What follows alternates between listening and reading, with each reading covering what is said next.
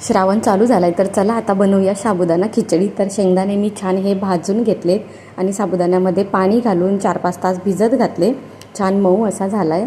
शेंगदाणे बारीक करून घेतले आणि हिरवी मिरची मी हे तळण्यासाठी घेतलेली आहे आणि छान नमक टाकून घेतली। तसंच मी आता तेलामध्ये शेंगदाणे बटाटे घातले, नमक घातलं आणि छान बटाटे मऊ असे शिजवून घेतले। नंतर त्यामध्ये साबुदाणा घातला आणि छान परतून घेतला। तसंच हिरवी मिरची, परत थोडंसं नमक घातलं, लाल तिखट घातलं 3 चम्मच आणि मस्त परतून घेतलं आणि छान असं हे परतून झाल्यानंतर मी शेंगदाणा कूट त्यावर घातलं आणि कोथिंबीर हे पण छान असं परतून घेतलं आणि 10 ते 12 मिनिटे छान अशी वाफ काढून घेतली।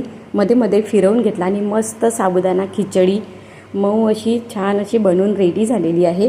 तुम्ही पण नक्की बनवून बघा, मस्त लागते, खूप छान अशी बनली। माझ्या चॅनलवर नवीन असाल तर लाईक करा, शेअर करा, सबस्क्राईब करा।